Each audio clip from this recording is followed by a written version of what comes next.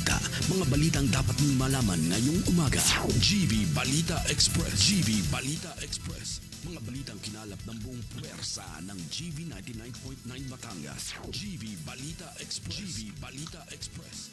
Mga balita sa loob at labas ng Timog Katagalugan. GV Balita Express. GV Balita Express. Narito na ang GV Balita Express.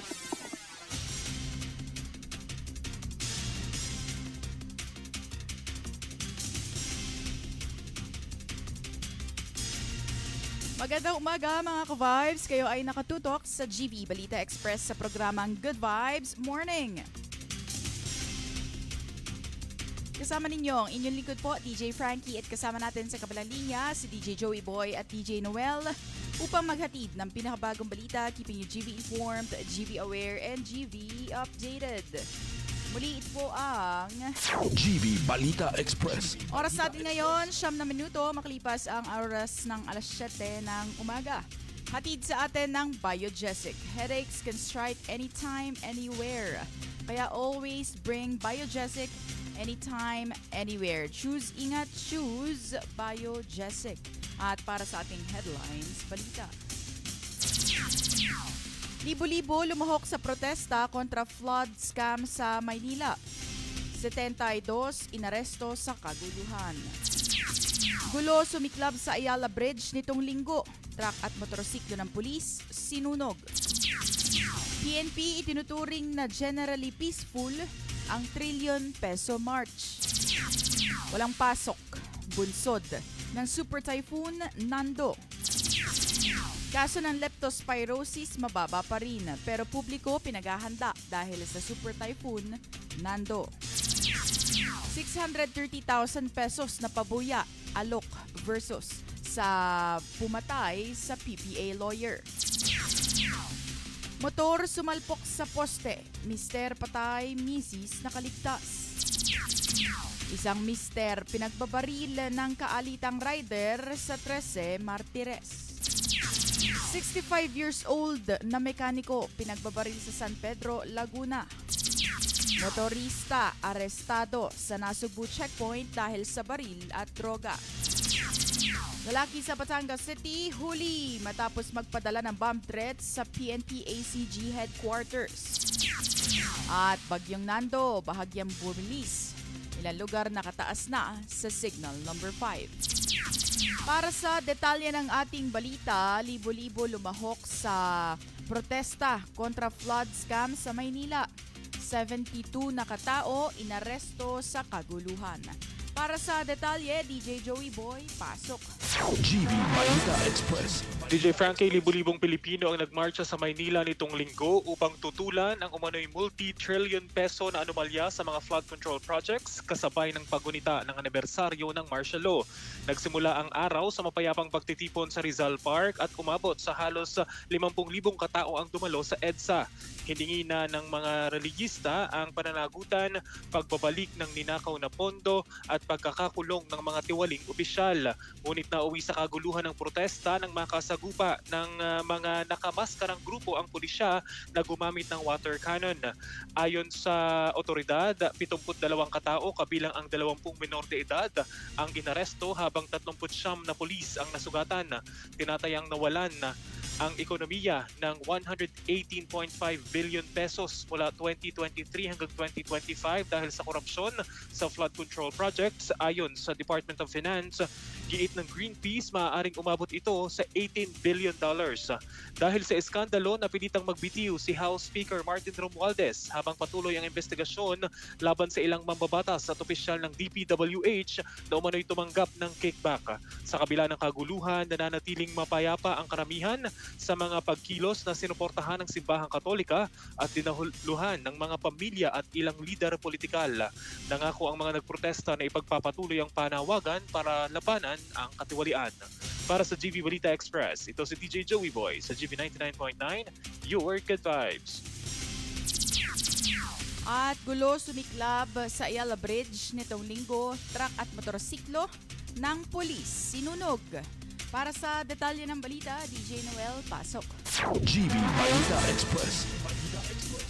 Nagkagirian ng mga rallyista at pulis sa Ayala Bridge, Maynila nitong linggo, Setyembre 21 kung saan sinunog ang isang trailer truck sa gitna ng tensyon malapit sa Menjola at Malacanang. Makikita sa mga video ang ilang individual na nakatakip ang mukha habang naghahagis ng bato, bote at iba pang debris sa mga pulis. Sunog din ng isang motorsiklo ng pulis sa ilalim ng naturang truck. Ilan sa mga sumisigaw sa live stream ay narinig na nagsasabing papasukin nila kami at para manakawan. Gayunpaman, ayon sa mga otoridad at taga-Masid, hindi sila kabilang sa malalaki at organisadong kilos protesta gaya ng Baha sa Luneta Rally sa Rizal Park at Trillion Peso March sa EDSA na nananatiling mapayapa. Hindi pa naglalabas ng opisyal na pahayag ang Manila Police District hinggil sa lawak ng pinsala at napaulat na pagkasira ng ilang kagamitan ng pulisya. Para sa GV Balita Express, ito si DJ Noel sa GV 99.9, Your Good Vibes. At PNP tinuturing na generally peaceful ang Trillion Peso March. Para sa detalye, GV Balita Express. tinuturing ng Philippine National Police na generally peaceful ang ginanap na Trillion Peso March nitong Setyembre 21. Ayon kay Acting PNP Chief Lieutenant General Jose Melencio Nartates Jr. na ang mga nangyaring mga kaguluhan ay maituturing lamang na isolated case. Pinuri nito ang mga kapulisan na nagbigay ng katiyakan para mapanatili ang katahimikan sa nasabing rally. Base sa pagtaya ng PNP, aabot sa mahigit 61,000 protesters ang lumahok sa buong bansa kung saan mahigit 33,000 dito ay sa Metro Manila at mahigit 27,000 naman sa ibang rehiyon. Merong mahigit 50,000 na kapulisan ang ipinakalat kung saan halos 29,000 dito sa Metro Manila bilang bahagi ng Civil Disturbance Management o CDM units. Ilan sa naitalang kaguluhan na naitala ng kapulisan ng pagbabato sa mga kapulisan, panununog ng trailer trucks sa malapit sa Ayala Bridge sa Maynila. Aabot sa 49 individuals ang kanilang naaresto na kinabibilangan ng 13 na minor de edad dahil sa mga kasong illegal assembly, direct assault, malicious mischief at resistance to authorities. Nasa 70 members ng Manila Police Districts ang nagdamo ng sugat dahil sa pagsawata ng mga nagpapalaganap ng kaguluhan. Para sa GV Balita Express, ako po si DJ Frankie sa GV 99.9, Your Good Vibes. Walang pasok dahil sa Super Typhoon Nando. Para sa detalye, DJ Joey Boy, pasok. GV Balita Express. DJ Frankie, mga ka-vibes, suspendido ang klase ngayong Lunes, ika-22 ng Setyembre sa iba't ibang bahagi ng Luzon, bunsod sa inaasahang epekto ng Super Typhoon Nando na may international name na Ragasa at ng Habagat o Southwest Monsoon. Sa Metro Manila, kanselado ang klase sa lahat ng antas sa mga lungsod ng Malabon, Marikina, Caloocan, Maynila, Navotas, Parañaque, Pateros, Las Piñas, Muntinlupa, Mandaluyong, Pasay, San Juan, Makati, Quezon City at Taguig. Sa Calabarzon Region naman, walang pasok sa lahat ng antas sa mga lalawigan ng Cavite, Laguna, Batangas at Rizal. Sa Mimaropa, suspendido rin ang klase sa Occidental Mindoro, Oriental Mindoro, Romblon at Palawan. Sakop din ng class suspension ang buong Ilocos Region, Cagayan Valley, Cordillera Administrative Region o CAR at Central Luzon. Ayon pa sa Pag-asa, mananatiling malakas ang epekto ng bagyo sa Hilagang Luzon at Habagat sa mga susunod na araw. Inaasahang lalabas ng Philippine Area of Responsibility si Nando pagsabit ng Miyerkules. Para sa GV Balita Express, ito si DJ Joey Boy sa GV 99.9, Your Good Vibes. Kaso ng leptospirosis, mababa pa rin pero publiko pinaghahanda dahil sa Super Typhoon Nando. Para sa detalye, DJ Noel, pasok. GV Balita Express. Nakapagtala ng 2 bagong kaso ng leptospirosis ang Department of Health o DOH mula September 14 hanggang September 18 sa kabila ng sunod-sunod na pag-ulan at baha nitong nakaraang linggo. Ayon sa DOH, bagamat nagbago ang bilang ng kaso sa pagpapatuloy na surveillance, nanatiling malaki ang agwat nito sa naitalang nasa 1,200 cases noong August 3 hanggang August 9, isang linggo matapos manalasa ang mga bagyong Krising, Dante at Emong.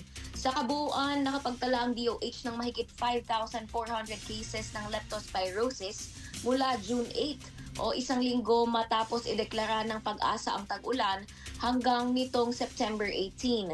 Nakaalerto naman ang DOH Central Office at iba't ibang rehiyon dahil sa inaasahang epekto ng bagyong Nando, partikular sa extreme northern, central at southern Luzon, kabilang ang Metro Manila at ilang bahagi ng Visayas.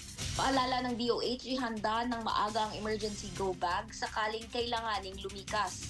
Manatili ring nakatutok sa weather updates at sundin ang abiso ng LGU at iwasang lumusong sa baha. Paalala ng DOH kung nalubog sa baha o na-expose sa putik, agad na magpakonsulta sa leptospirosis fast lanes ng DOH hospitals sa pinakamalapit na health center upang ma-assess ang risk level at maibigay ang gamot na kailangan. Para sa GV Balita Express, ito si DJ Noel sa GV 99.9, Your Good Vibes. At 630,000 pesos na pabuya alok sa kiler ng PPA lawyer. Para sa detalye, GV Balita Express. inaas na sa 630,000 pesos ang pabuya para sa makakapagturo at makakapagpahatid sa pagkakaaresto ng pumatay sa abogado at opisyal ng Philippine Ports Authority sa Puerto Princesa, Palawan. Ayon kay Captain Brian Rayoso ng Special Investigation Task Group, nagbigay ng karagdagang pondo sina Puerto Princesa Mayor Lucilo Bayron ng 200,000 pesos at Councilor Jerry Abad ng 50,000 pesos. Nauna na nag-ambag ng tig 100,000 pesos ang IBP at IBP Palawan at tig 50,000 pesos naman sina Councilors Epitacio Lau, Elgin Damasco at Board Member Ryan Maminta. At 30,000 pesos naman mula kay Kalayaan Vice Mayor MP Albaida. Patuloy ang investigasyon sa lahat ng anggulo, kabilang ang item and transfer for sale controversy na iniugnay sa biktima noong siya ay nasa DepEd bago lumipat sa PPA. Sinusuri ng mga SITG ang mga CCTV footage at testimonya mula sa mga residente at kaanak ng biktima. Hinihikayat ng pulisya ang publiko na magbigay ng impormasyon sa pinakamalapit na estasyon upang matukoy ang salarin. Para sa GV Balita Express, ako po si DJ Frankie sa GV 99.9, Your Good Vibes. At isang motor sumalpok sa poste. Mister patay, misis nakaligtas.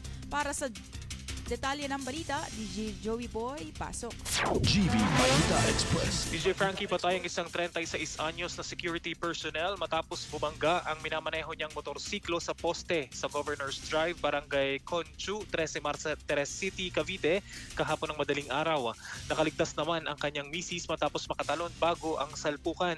Ayon sa pulisya, mabilis ang takbo ng motor at lasing umano ang biktima at agad silang dinala sa pinakamalapit na ospital, ngunit idineklarang dead on arrival ang mister. Para sa GV Balita Express, ito si DJ Joey Boy sa GV 99.9, Your Good Vibes. At mister pinagbabaril ng kaalitang rider sa 13 Martires. Para sa detalye ng balita, DJ Noel, pasok. GV Balita Express. Patay ang isang 39 anyos na lalaki matapos barilin ng kaalitang motorcycle rider sa Barangay Inocencio, 13 Martires City, Cavite, kamakalawa ng gabi. Kinilala ang biktima sa alias Romeo, habang tumakas naman ang suspect na si alias Arnulfo, residente ng General Trias City. Ayon sa pulis, nagkaroon ng mainitang pagtatalo ang dalawa bago pagbabarilin ang biktima. Patuloy ang follow-up investigation at manhunt laban sa suspect. Para sa GV Balita Express, ito si DJ Noel sa GV 99.9, Your Good Vibes. At mga ka-vibes, 65 years old na mekaniko pinagbabaril sa San Pedro, Laguna. Para sa detalye, GV Balita Express. Kritikal ang kalagayan ng isang 65 years old na mekaniko matapos pagbabarilin ng lalaking nagpapanggap na customer sa isang talyer sa San Pedro, Laguna nitong Biyernes ng gabi. Ayon sa kaanak ng biktima, 4 na beses nagpabalik-balik ang suspect sa talyer at mahirap daw kausapin. Nang harapin ng biktima, bigla ito naglabas ng baril. Sinubukan pang magreklamo ng biktima sa barangay, ngunit pinaputukan siya ng suspect habang paatras ang sasakyan. Doon na siya pinagbabaril ng tuluyan. Agad isinugod sa ospital ang biktima makalipas ang 30 minuto. Bumalik sa talyer ang suspect at doon siya naaresto. Nakumpiska sa suspect ang isang customized caliber .45 at nahaharap siya sa kasong frustrated murder. Para sa GV Balita Express, ako po si DJ Frankie sa GV 99.9, Your Good Vibes. At motorista arestado sa Nasugbu checkpoint dahil sa baril at droga. DJ Joey Boy, pasok. GV Balita Express. Isang motorista ang naaresto sa isinagawang checkpoint operation ng Nasugbu Police nitong Sabado, Setyembre 20, pasado alas 2 ng hapon sa Sitio Calo, Barangay Kailaway, Nasugbu, Batangas. Kinilala ang suspect na si alias Jack, isang construction worker mula General Trias, Cavite. Sa routine inspection, napansin ng mga pulis ang hawakan ng baril sa kanyang baywang na agad nagresulta sa pagbusisi dito. Nakuha mula sa kanya ang isang 9mm pistol, bala at 7 sachet ng hinihinalang shabu na may timbang na halos 30 gramo at tinatayang nagkakahalaga ng mahigit 200,000 piso. Na-recover din ang motorsiklo, sling bag at mahigit 24,000 pesos cash. Kasalukuyang nasa kustodiya ng Nasugbu Police ang suspect at haharap sa kasong paglabag sa Comprehensive Firearms and Ammunition Regulation Act at Dangerous Drugs Act. Para sa GV Balita Express, ito si DJ Joey Boy sa GV 99.9, Your Good Vibes.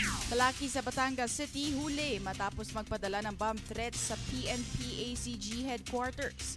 Para sa detalye ng balita, DJ Noel, pasok. GV Balita Express.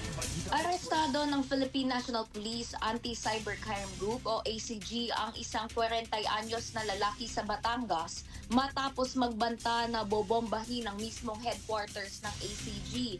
Kinilala ang suspect bilang si Harvey na naaresto noong Setyembre 10 sa bisa ng warrant mula sa Batangas City Regional Trial Court.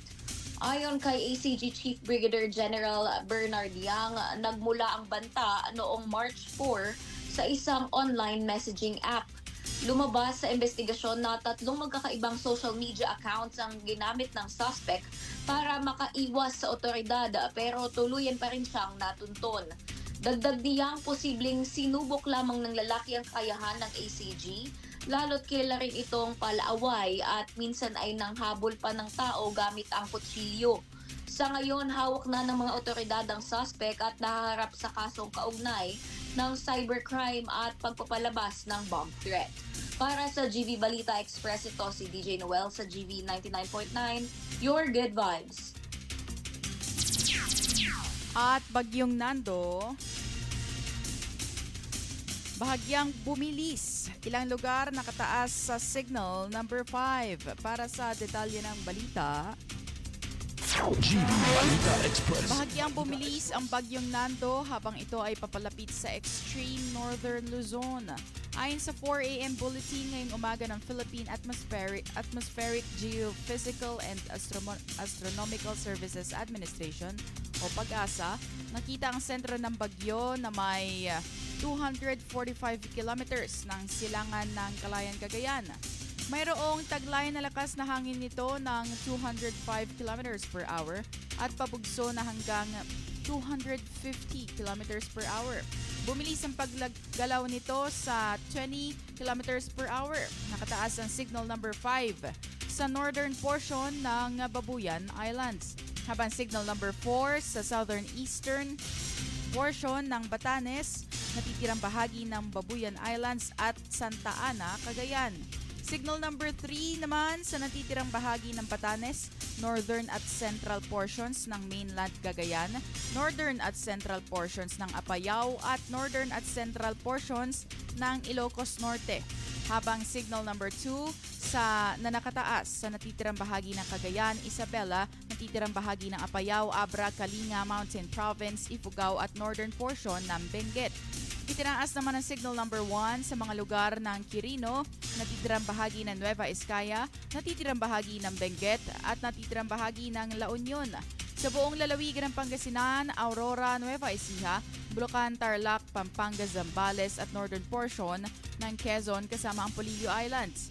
Maaaring maglandfall ang bagyong Nando na may sa mamayang tanghali o hapon at lalabas din sa Philippine Area of Responsibility ng umaga ng Martes, Setyembre 23. Maaaring lumakas pa ang bagyo kaya pinag-iingat ng Pag-asa ang mga nasa typhoon signal na iwasan ang maglayag.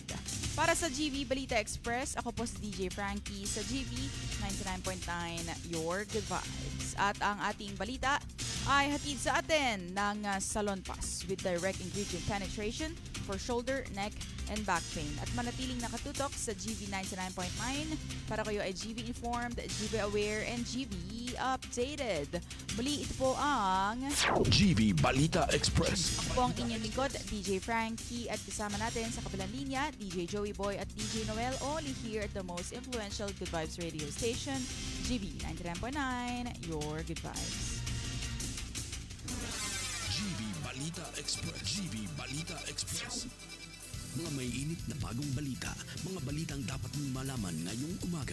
GV Balita Express. GV Balita Express. Mga balitang kinalap ng buong puwersa ng GV 99.9 Batangas. GV Balita Express. GV Balita Express.